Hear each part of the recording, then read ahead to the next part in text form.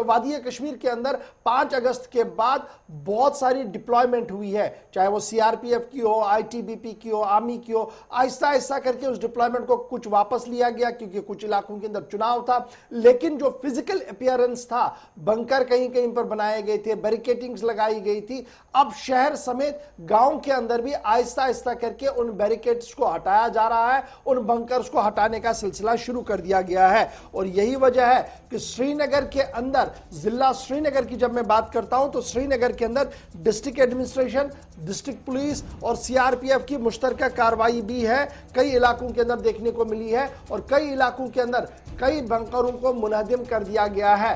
Police का मानना है कि सूरत हाल काबू में जरूर है, लेकिन ये बंकर सिर्फ इसलिए हटाए गए हैं ताकि जो ट्रैफिक जैमिंग और ट्रैफिक मैस श्रीनगर के अंदर रहता है उस पर काबू पाया जा सके।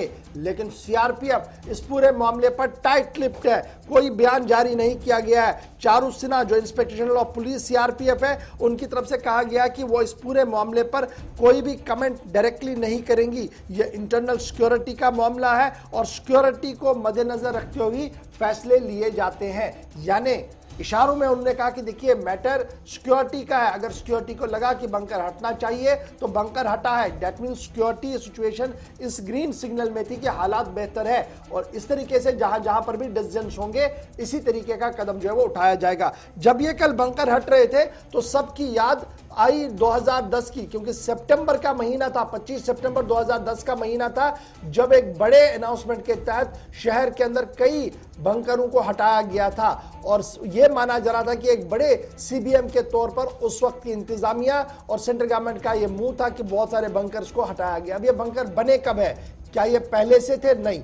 1989 में जब मिलिटेंसी जम्मू कश्मीर के अंदर आई और वादी कश्मीर के अंदर जब मिलिटेंसी ने दस्तक दी तो कई इलाकों के अंदर बंकर बनाए गए जो तकरीबन 89 से 2010 तक रहे। और 2010 में तकरीबन 50 के करीब बंकर्स को शहर के अंदर और दीगर मकामात से भी हटाया गया। और फिर आपने देखा कि हुकूमतें बदलती रही, एसओजी को थोड़ा डिस्बैंड करने की कोशिश की गई, तो सूरत हाल उस तरीके से आगे बढ़ती रही। और 5 अगस्त के बाद दोबारा डिप्लॉयमेंट शहर के अंदर करनी पड़ी थी ताकि अमन कानून की सूरत हाल को यकीनी बनाया जा सके।